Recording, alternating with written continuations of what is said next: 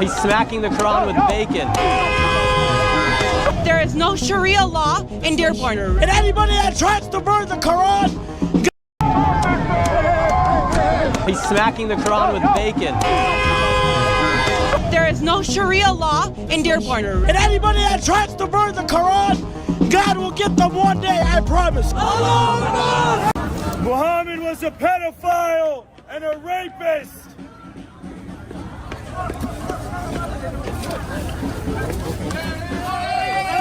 You can't burn it, man.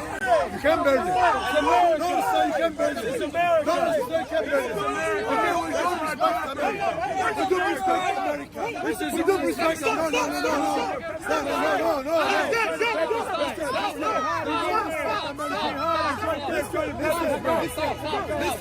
Listen, we got another Quran. I'll go get a different one. We go. Guys. Let me talk to you. Hey, come on. Let me talk to you. This is our country. We're allowed to burn. On 9/11, Bibles were burned all over the country. Listen, this is America. We do This is our country. We have a First Amendment right here.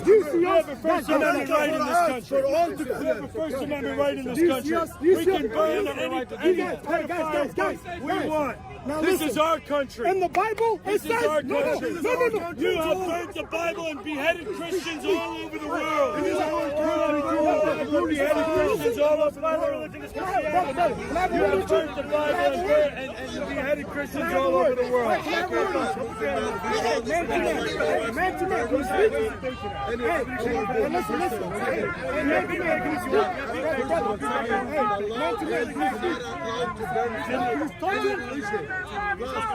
We don't have a problem with any Christian. We don't have a problem with Jesus. We don't have a problem with this. This is America. This is for all. We respect everyone.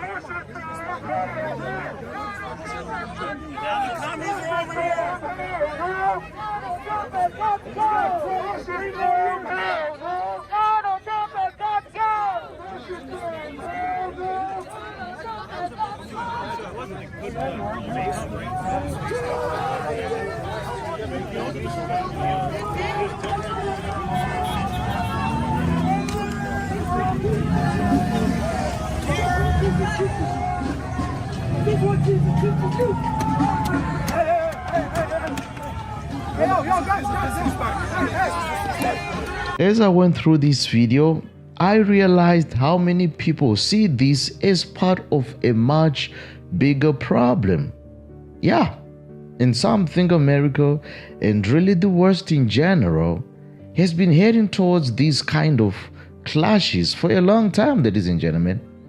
Yeah, and they feel like government, they haven't been able to really manage the tension. And the people on all the sides, they're getting frustrated, literally.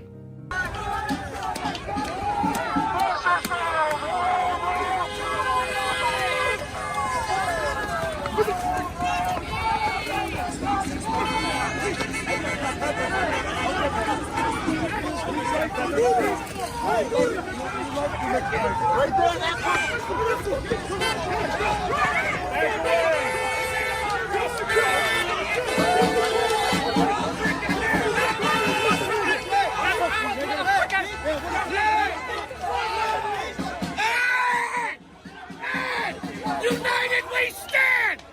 Divided we fall!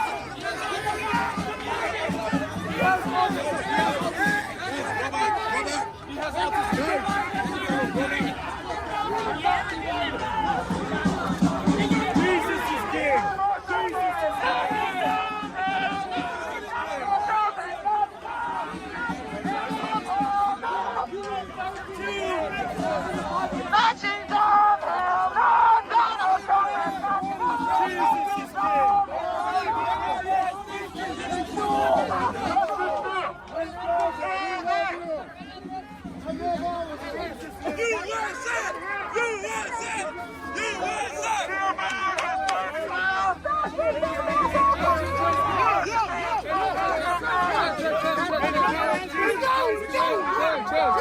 Chill, guys, chill. Come on, chill.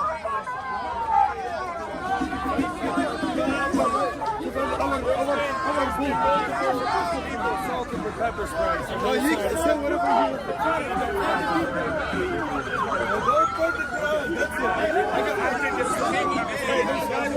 Pepper spray. I got it on video. The whole thing. We have a lot of people getting pepper sprayed because we're holding bacon. Is this not America? Right. How many people? These people here assaulted us. Freedom of speech, freedom of expression. Whether you agree with the man or not, grabbing someone out of his hands and taking something from him, that is like theft, ladies and gentlemen.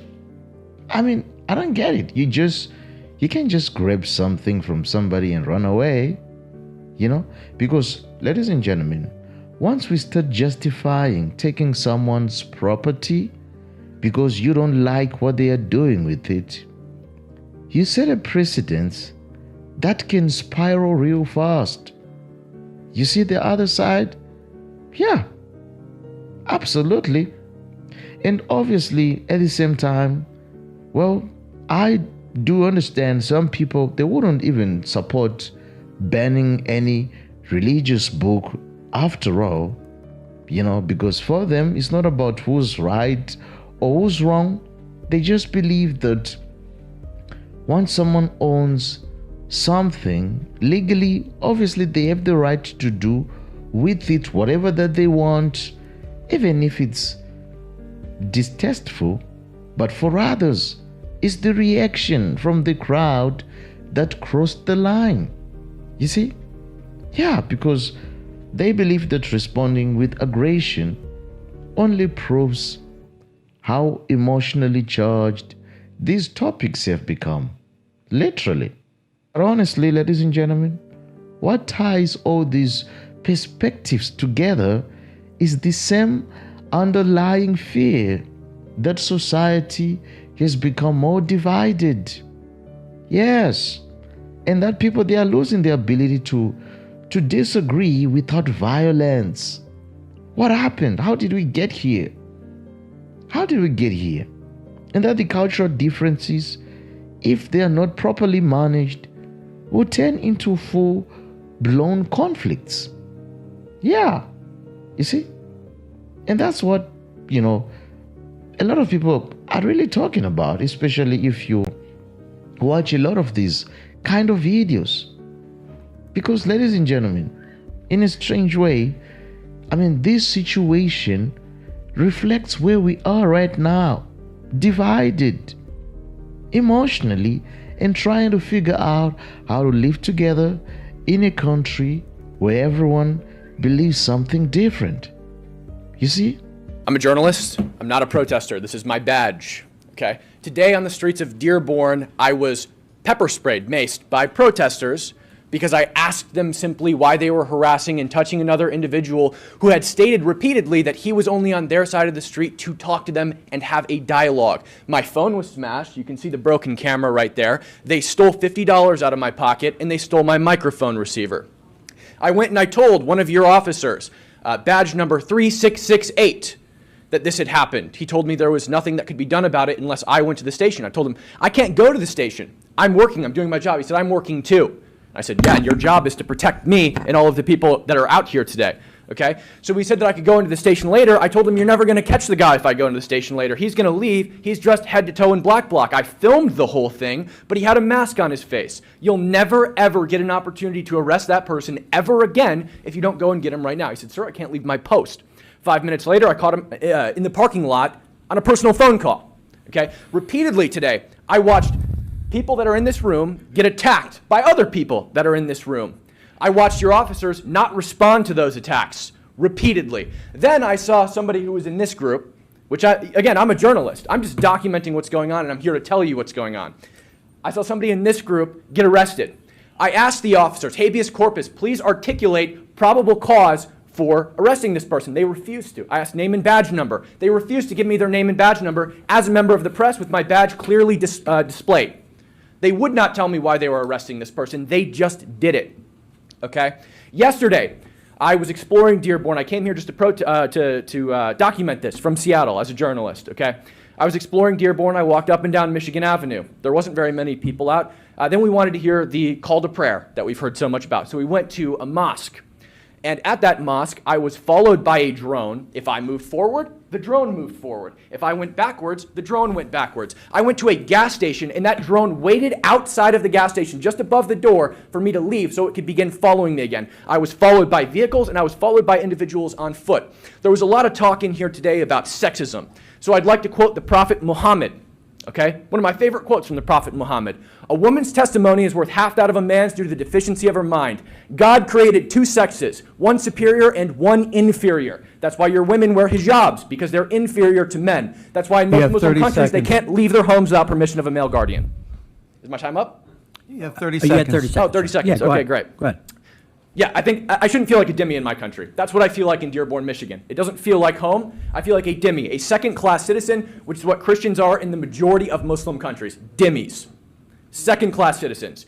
And the policing in this city, that's exactly what happens. And I know rank-and-file officers in pretty much every city usually want to take care of these problems. You're the one giving the orders, Mr. Mayor. These guys definitely want to do something about them. They're business. Look at them. These guys are all business. Your orders. I'm done. Thank you. Thank you. Okay. And ladies and gentlemen, when I look at what is happening in Dearborn, I can't help but feel a growing sense of shock. Not just because of the moment itself, but because of what it represents. You see?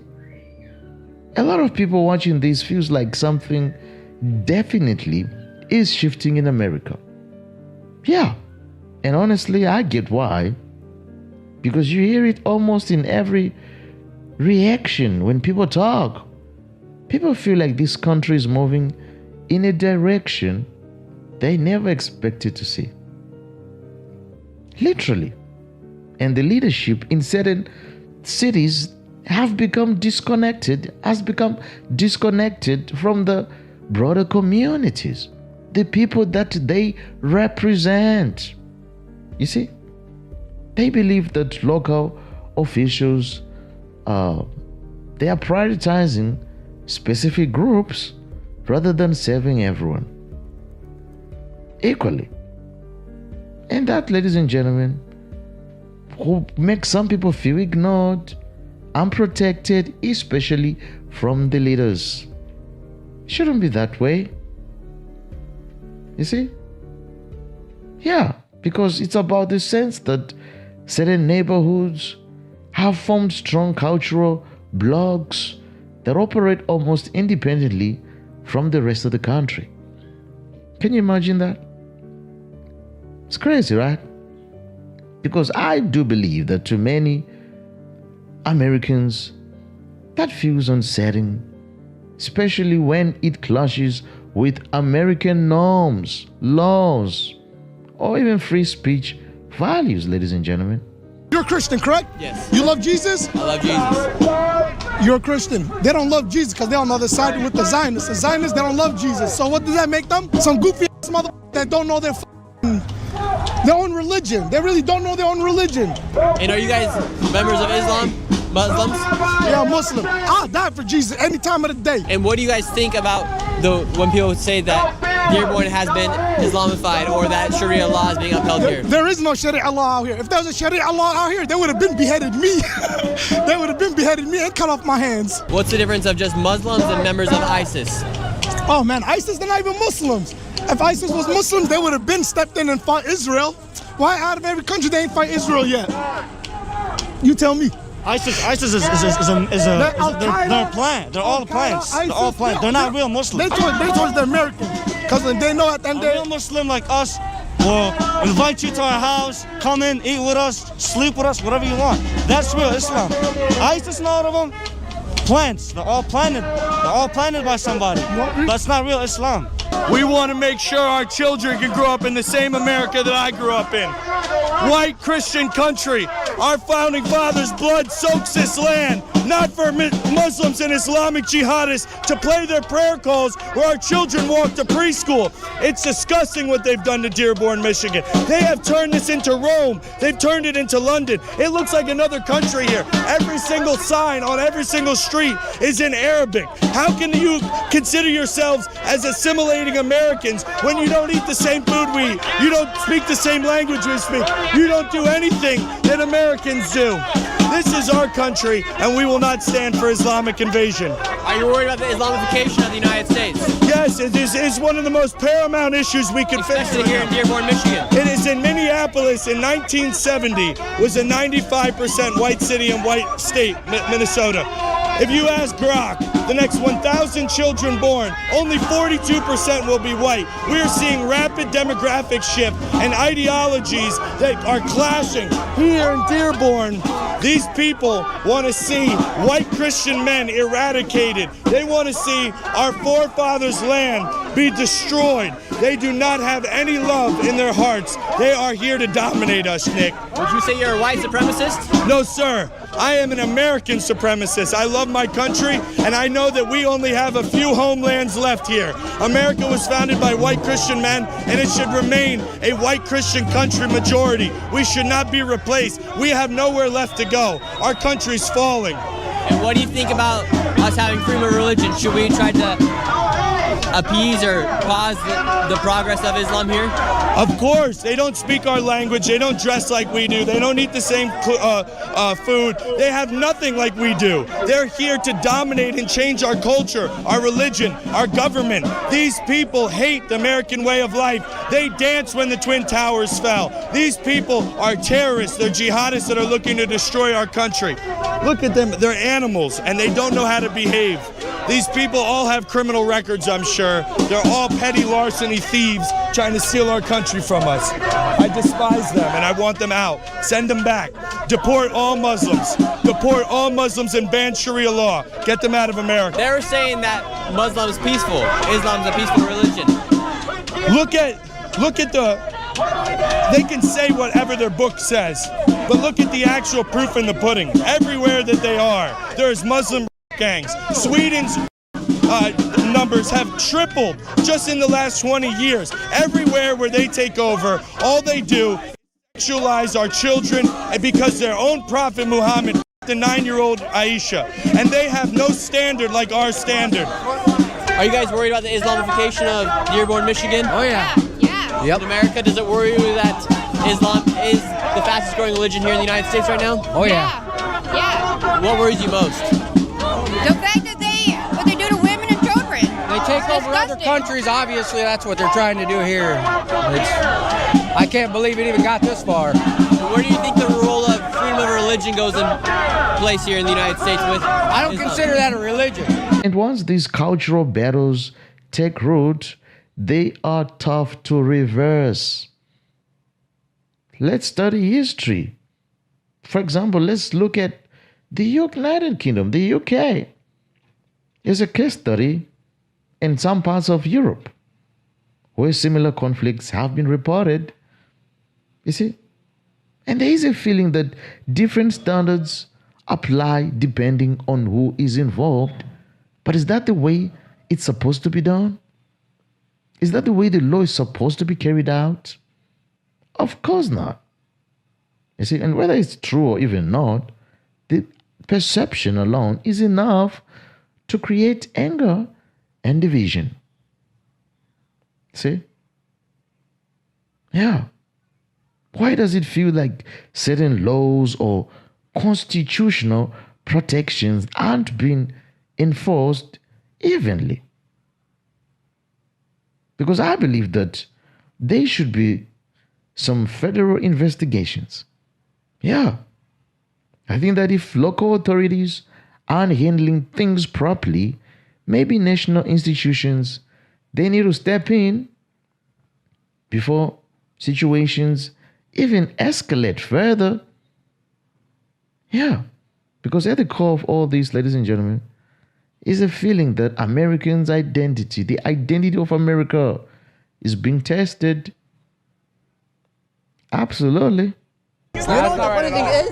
He's going to hell. I didn't care. That's like us holding the Bible, ripping that shit apart and burning it. We wouldn't do that though. We wouldn't do that. That's not respectful. We wouldn't do shit like that because that's up. Hey, bro, I love you, bro. Whatever you are, I love you. Do you think it's a bit far to burn someone else's holy book? No, it's not holy. It's a most dishonorable, disgusting book. It sanctifies of children. How can that book be holy? I'm a man that knows Jesus Christ, and he fed the children and protected the children. Muhammad the children and took over entire countries by the death of the sword. Islam is spread through the sword. Christianity is spread through love. He says the Quran's not a holy book. Said Muhammad was a... No, it's not true. What are you talking about? This right here is Minneapolis. Broken news. Specifically, it's the Somali neighborhood within Minneapolis that has recently become controversial due to two figures. Congresswoman Ilhan Omar of Minnesota. Dumbing of the United States has arrived. And mayoral candidate Omar Fateh.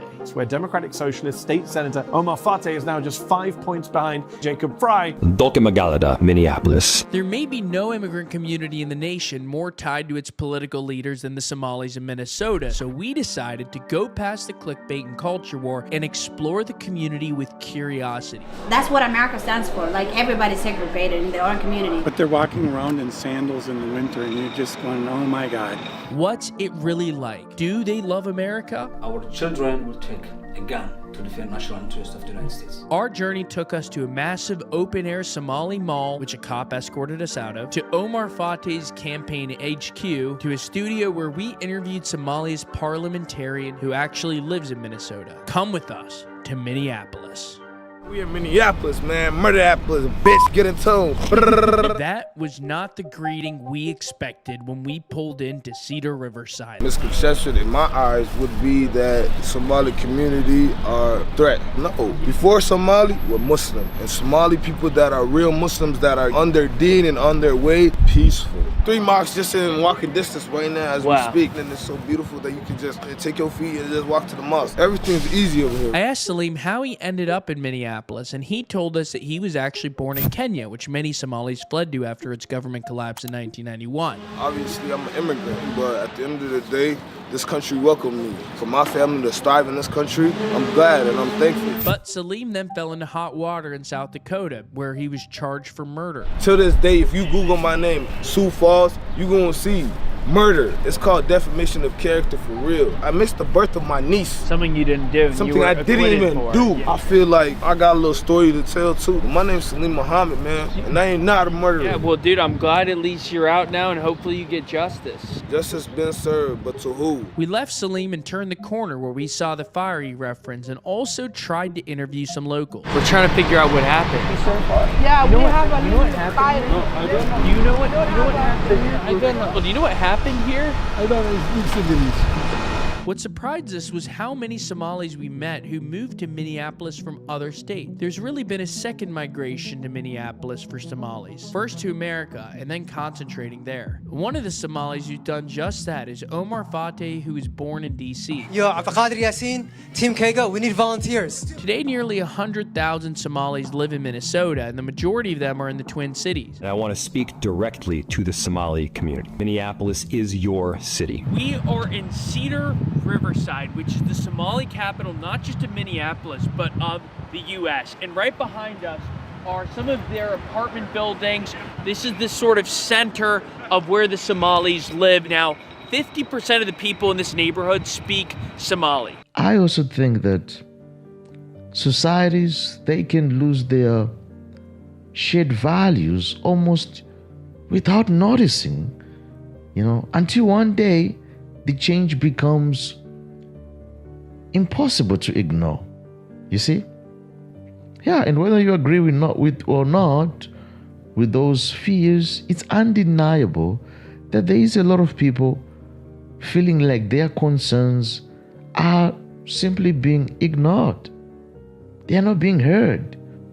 In this moment, ladies and gentlemen, this is definitely a wake-up call. It's not a call for conflict, but it's a call for clarity.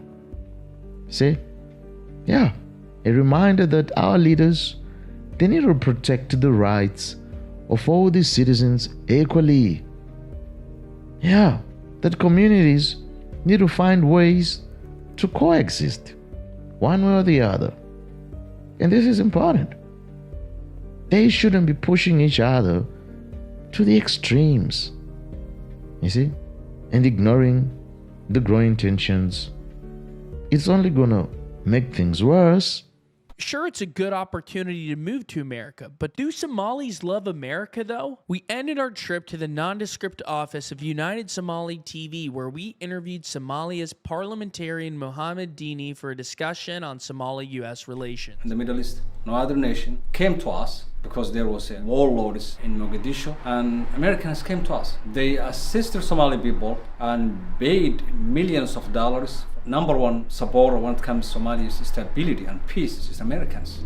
Indeed, the U.S. came to Somalia's defense after its government collapsed in 1991, welcoming tens of thousands of Somali refugees in the 90s thanks to Clinton and then later Bush. We also aided the Somalis in the war that followed the collapse, including in 1993 for the Battle of Mogadishu as depicted in Black Hawk Down. We got a Black Hawk Down, we got a Black Hawk Down. And a lot of people will say, oh, maybe they don't love America, but you're saying that's not at all the case. That's not the case. And I'm representing a state called Puntland. We have been fighting ISIS. The only backer who supported us, Americans. Somalis came in Minnesota or in the United States in 1993. When there was a famine, President Bush sent US military to Somalia. The reason was to save the starving people.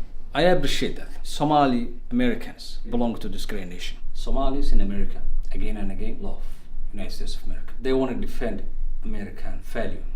Any rhetoric statements or negative words doesn't represent one ethnicity. Somali Americans, they are in the military, they are in healthcare industry, they are teachers, they are policemen and women. Anything that hurts the image of our community is unacceptable to us. I'm Somali American. American is paid billions of dollars since 1960. So that's the ideology and mentality. So forget about someone who is a TikToker saying Somalis, they are not belonging to American dream. Yeah. We belong. Ilhan Omar, a congresswoman, and Mr. Fateh, they are Americans and they are Democrats. 99% of Somali community already mixed within the American political system. They are working to build a better America. And also Minnesota is a great and miracle state because the majority of Somali community that live in this state. Every Somali American, whether he's a left or right, they are contributing again and again to American dream. Living in the United States and living in the great state of Minnesota was a gift from Allah, God. Gift from God. Social issues Somalis believe to be a good neighbor, to respect the different religions in the United States. And Islam itself believes that all religions must be respected. Somalis, they believe whether you are a Jew, whether you are Buddhist, whether you are Christian, we can live together. We can be good neighbors. I want to go back one more time. American contribution to Somalia. The region of Puntland have been fighting almost 8 months, 10 months against ISIS. Who came to you and assisted? You know, Americans. We didn't see any other superpower. And I had an event with Somali community in Minnesota. What I told them was, you guys, if you have a best friend, this is the right people, United States. You know, we took an oath, which is allegiance. Somalis in Minnesota or in the United States are ready to protect and fight for the American dream and respect and work American interests all over the world. And I am one of them. Our children, when they grow up, they will defend this great nation by using their pen, and they will take a gun to defend American values and national interests of the United States. Dini swears that the negativity you read online is all just noise. Off camera, someone in the studio even told us that he's a Republican and that many Somalis would be Republicans if they didn't feel so excluded. The disconnect between politicians like Fateh and Omar and your everyday Somalis was large, according to Dini. But then we couldn't help but think, was he performing for us too? Everywhere we went, we saw more Somali flags and Palestine flags than American flags. But wouldn't it have been the same in Little Italy in the 1920s? Are the Somalis just the latest migrant group to be smeared like this? That is for you to decide, and we wanted to give you a glimpse to help you with that decision. A lot of Americans, And even from people watching from other countries, they're genuinely worried about where things are heading.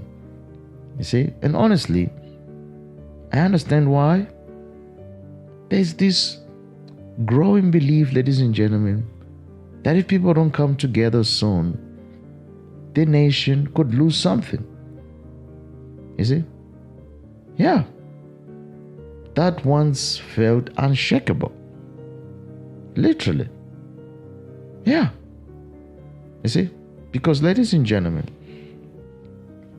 people, they don't want their voices to not matter anymore. You see? A lot of people, Americans, they have this worry that values and the freedoms that builds this country, they are slowly being overshadowed by movements, ideologies, and even cultural expectations that do not align with the Constitution. Yeah, and there's a lot of concern about the idea of the Sharia law being practiced. Even informally, people aren't just talking about religion, you see. They're talking about legal authority here. Yeah, equal rights. What happens when parallel systems start competing with the Constitution? Yeah, and some people describe it as it's an invasion. Like, not in the sense of immigrants arriving, but in the sense of cultural rules being enforced in ways, ladies and gentlemen, that change the American laws. Yeah, and for many, that crosses a line. It does. U.S. Secretary of Homeland Security Kristi Noem was in the Twin Cities today, and tonight Noem says that there's no final decision made yet on whether to terminate the temporary protection status for the country of Somalia. TPS is a program that was always meant to be temporary. It's a program that is put in place, and I believe for Somalia over 30 years ago, and will need to be evaluated to make sure that it comes and is always implemented in the process for which it was intended. According to a congressional research report, there are 705 Somali individuals covered by TPS nationwide. Minnesota has the largest Somali population in the country. Somalia's current temporary protected status extension runs through March of next year. Meantime, many Somalis gathered in Minneapolis today to publicly voice their opposition. Fox 9's Leon Purvis joining us tonight from Minneapolis. And Leon, what are they saying about the president's proposal? Well, Kelsey, many people gathered at Carmel Mall, the heart of the Somali community, to support one another.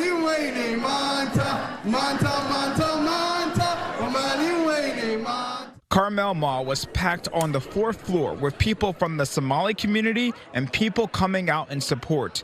On Friday, President Trump said that he would immediately terminate temporary deportation protections from Somalis living in Minnesota, blaming them for fraud in Minnesota. We're not here by accident. We're here to stay forever. There are currently 500 Somalis in Minnesota living with these protections and a total of 700 nationwide.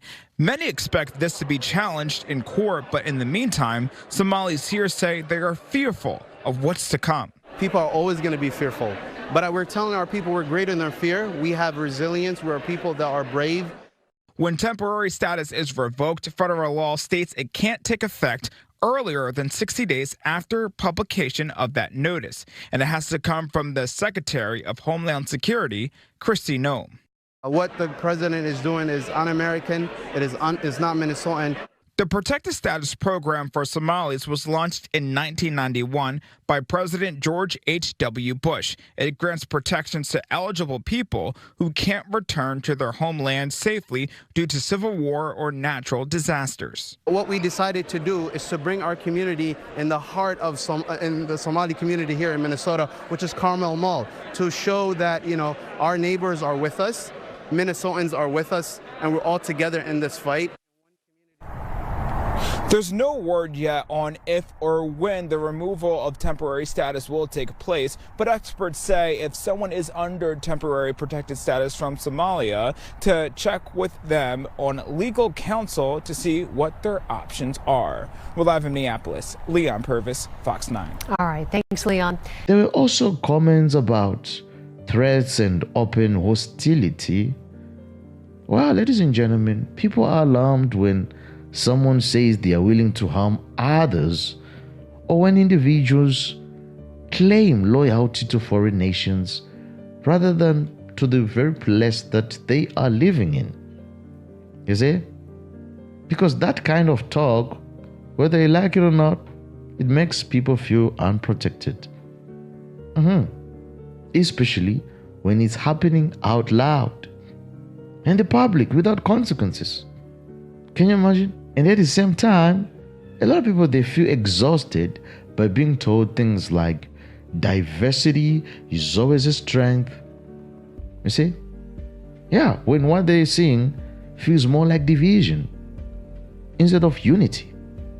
Yeah. Because the argument is diversity can be a strength, but only when everyone shares the same basic principle. You see, and the legal framework. And because without that, ladies and gentlemen, the differences, they turn into conflict.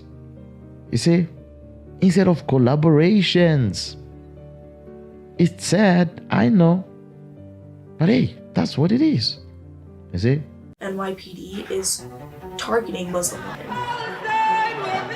Muslim women have been at the forefront of a national anti-war movement since the start of Israel's war in Gaza in October 2023. They're the ones who are on the mic and the faces of the cops getting arrested. And when they've come face to face with police at protests, dozens have had their hijabs forcibly ripped off by officers. There is a culture of anti-Muslim bigotry embedded in so many police departments. It inevitably leads to violence. Over the last few months, the news movement confirmed at least 18 of these incidents across the US since October 2023. Muslim women have described this as a targeted violation of their religious rights, one they say is meant to silence them and limit their freedom of speech. I was being stripped. I felt humiliated. But why are police resorting to these tactics? And how is it impacting one of the largest anti-war movements in the 21st century?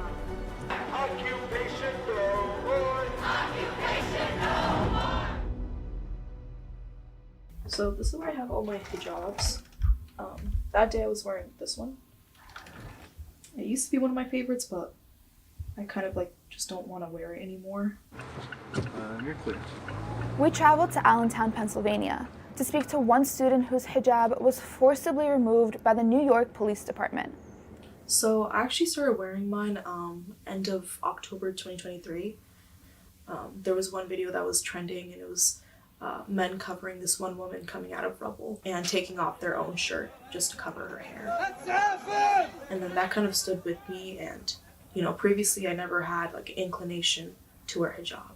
So seeing that made me implore why is modesty so important for people in times of genocide? So that was why I started wearing my hijab, just to, as an act of faith, but also as an act of showing up for Palestinians.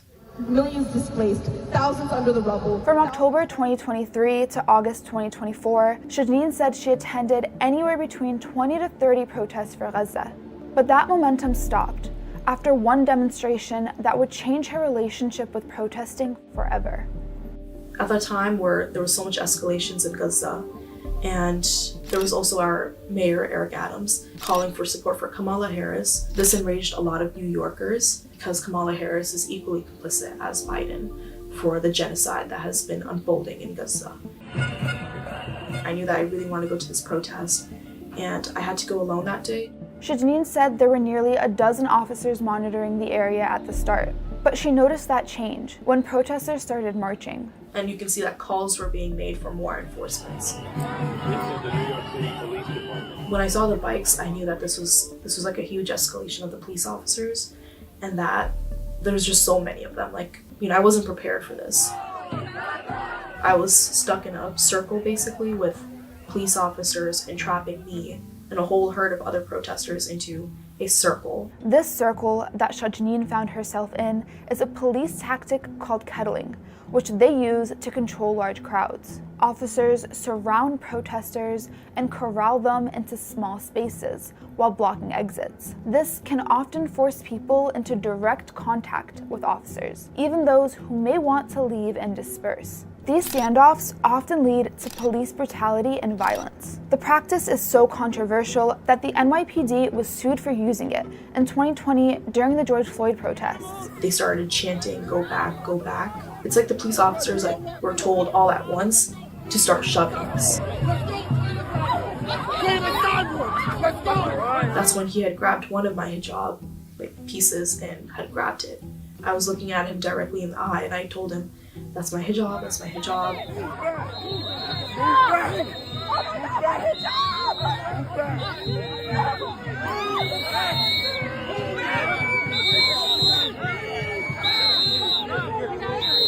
I got you!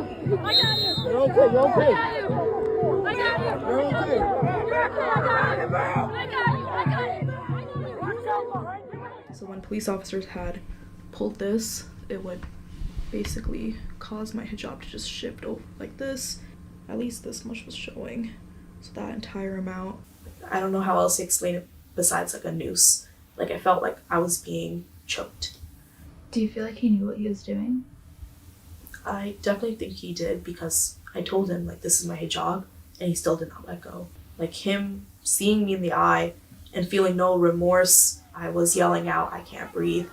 I can't breathe." So not only did it feel like I was being stripped, I felt humiliated and I also just felt disgusted. I felt like I'm allowed to protest, so I didn't do anything wrong. So why was I in that situation where my hijab is being pulled off? And what's interesting is that people from different races, religions, and political backgrounds, they're echoing the same warning. They're saying the same thing, ladies and gentlemen. Yeah, assimilation isn't about erasing anyone. No, it's not. It's about everyone agreeing on the same foundation. That's what it's about. Because when people enter in a country, but they don't want to be a part of the foundation, guess what? Tensions are naturally gonna grow. Naturally. Neda Abu Asi is a Muslim community organizer and photographer who has documented violent police encounters. And this is usually what happens, there'll be an intermission for Salah and then you have the cops surveilling. Why do you like photographing cops? It makes it very clear to those who see the pictures that these are the people that are interacting with us on the streets. And in a lot of these photos, there's aggression that you can see. They have some pride in it, there's a fetish around it. They really do chase after women at these protests. I don't know if it's born out of a post 9/11 world or if it's the hijab that really frustrates them, but I think to see women like that out on the street is something that they're really frustrated by. I don't know if they're sitting around in a room deciding, hey, we need to pull women's hijabs off, but I think naturally it's a byproduct of what these police are learning to do within the system. It's always kind of ramp up the aggression, make it so that they never come out on the streets again. And this intimidation tactic against Muslim women has been used for decades. In 2024, the NYPD had to pay out a $17.5 million class action lawsuit over arrests related to religious head coverings from 2014 to 2021.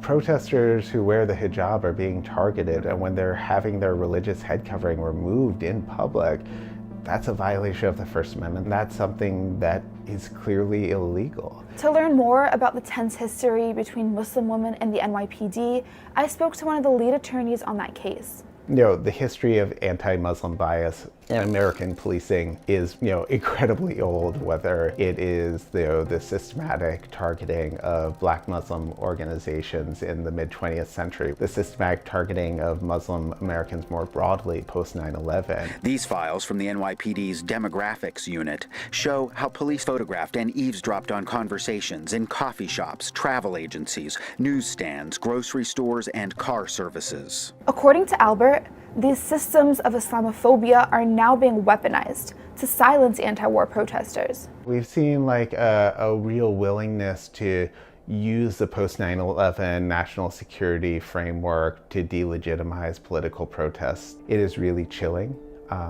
The guardrails have come off. Police have never liked progressive political movements. And so I really worry that Muslim speakers, Muslim protesters, Muslim students are witnessing protections of our Constitution really evaporate before our eyes, not because of a change in the law, but because of a change in the political climate and the willingness of police. Muslim women, particularly Muslim women who wear the hijab, are going to feel they aren't safe to take part in politics, in protest, in public life.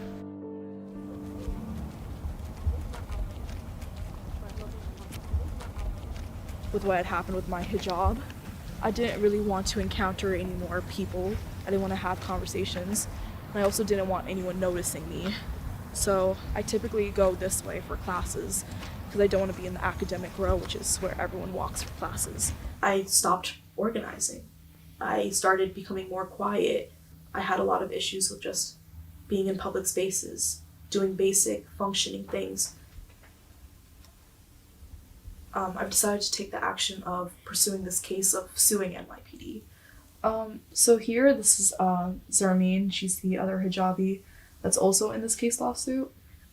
She had experienced brutalization and just a huge assault on her hijab.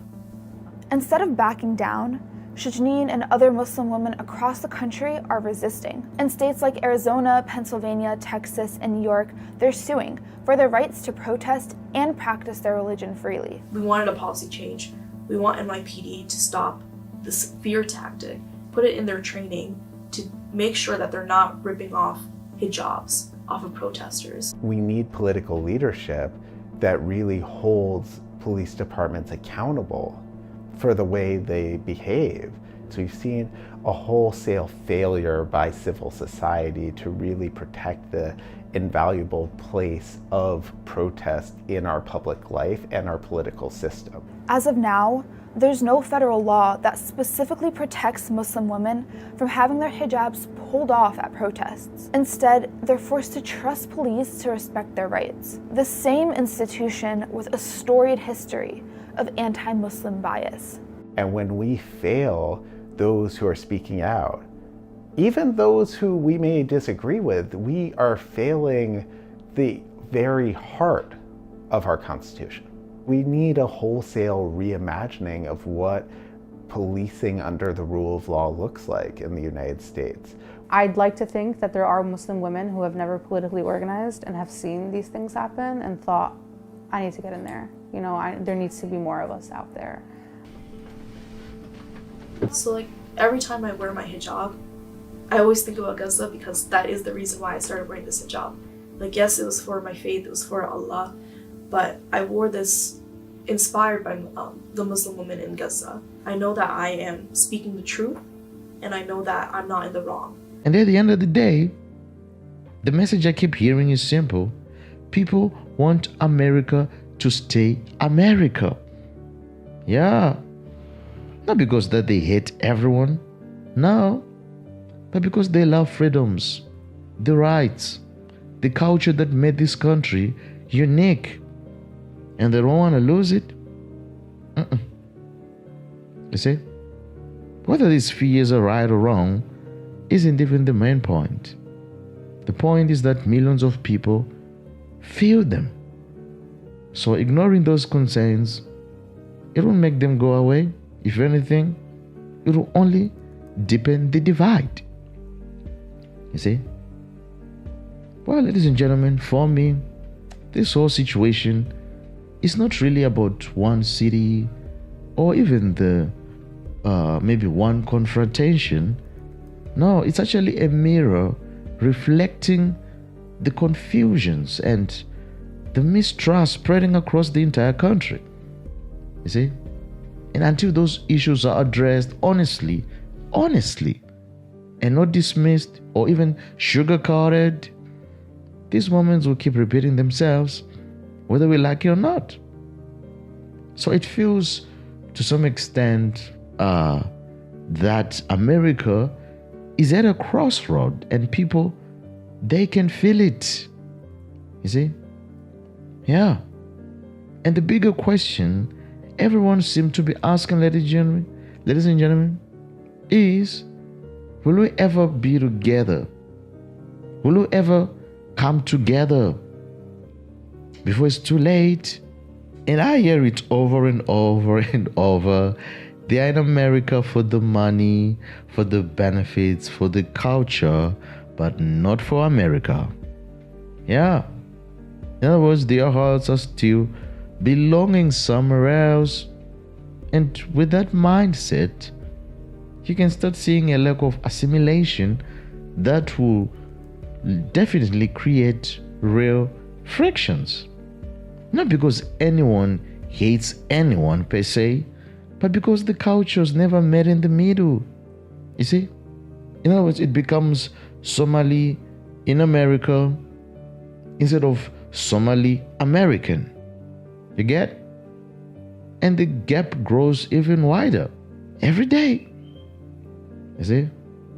And there are even scandals, the fraud cases, the missing funds, the headlines, that somehow fades away without real accountability. $1 billion gone in 5 years. System, barely blinks. It's frustrating, ladies and gentlemen. It is. It makes people feel like there are rules for some and a completely different set for everyone else. It shouldn't be that way. No. You see? That's why I keep saying this. From, doing my own researches and watching a couple number of videos, that a lot of Americans, they're voicing their frustrations openly now. Things like, I pay taxes, they don't. They get benefits I could never qualify for. See? They start businesses with help I will never receive. They don't want to assimilate, they just want the advantages. You see? And honestly, whether every detail is true or not, the perception has become a reality for a lot of people. That's the issue, you see? Because people feel unheard, they feel like they are being pushed aside. Shouldn't be that way. Some of the loudest voices demanding protections are the same ones who refuse to respect the laws, culture, or even the leaders of the land, ladies and gentlemen. They will shout about loving their homeland, yet they refuse to go back and actually rebuild it. Can you imagine? Instead, they stay here. They stay in America, criticize America non-stop, and act like they are entitled to the benefits that hardworking citizens struggle to get. See the double standards? In other words, the entitlement is real. Why is there no gratitude for some of the folks? No accountability, just demands. It's crazy, ladies and gentlemen. And a lot of people, they say this stuff. If you hear the rules here, if you hear the country, you see, if temporary offends you, then go home. And I don't mean this, in a mocking way, but, it's just the way it is. See, America has the right to take care of its own. It's just a fact. And we can't keep handing out benefits to people who give nothing back. See? Feels like at the end of the day, they're upset, But after calling 30 years of calling a temporal program home, reality was born to catch up. It's actually sad, to be honest. Yeah, it is. And then, ladies and gentlemen, at this point, all I can think is, if you protest losing a status that was never permitted or was never even permanent to begin with, maybe that's the biggest red flag of all. Yeah, because that's a statement, you see. Because when you watch this whole situation play out, I couldn't help but feel like these people, they don't look for anything like peaceful protesters. And the irony hits me every time, because none of this would have been allowed in most Muslim majority nations, you see. So what I'm saying is, this double standard can be real, you see. Yeah, absolutely, you see. In other words, there are always, both sides, different people in all the sides, There are always good apples here, bad apples there, good apples here, bad apples there. See? And I'm thinking that if you come to a country that gives you freedom of speech, freedom of religion, and equal rights, why protest against the very culture that protects you? Yeah. See? Because, some people, they say, if you choose to live in the West, you also gotta protect the laws of the West, right? And even to respect them. Everywhere I look, ladies and gentlemen, the frustration is the same. We opened our borders and they abused our hospitality. See? Fraud, entitlement, special treatments, no gratitude, and on top of that, ladies and gentlemen, loud protest demanding even more. It's crazy, right? And people are fighting for cultures they refuse to leave behind, whilst they are rejecting the one they willingly entered. See? And some people, they call it diversity. Others, they call it slow motion takeover. See? Yeah. And meanwhile, Americans, real everyday Americans, are left with a simple question: if you love your home country so much, why not go back and fix it? Yeah. So temporal protections, they become like permanent lifestyles, benefits intended to help become exploited systems. And somehow the people who gave the most, they are being treated as if they owe even more. Can you imagine? Well, ladies and gentlemen, through all of this, something is shifting. People are no longer quiet. No, they're not. And they're speaking loudly. Deport them all. Deport, deport. You see? Yeah. Actually, a majority of people are actually saying, shut down all those programs, all the programs. America, gotta take care of America first. See? Yeah. And ladies and gentlemen, as I step back and look at the bigger, full picture, from the protest to the entitlement to the refusal to assimilate, I realize something important, that at the end of the day, a nation is not just a place people stand. It's a shared belief, a shared responsibility, and a shared identity. You see, if you come to America, you don't just live on the land. No, you inherit the duty to protect what makes it America. You see? Because if a country forgets who it is, well, it won't stay a country for long. You see? Well, ladies and gentlemen, if you enjoyed this, you would also want to click on the next video. Trust me, you will enjoy it too.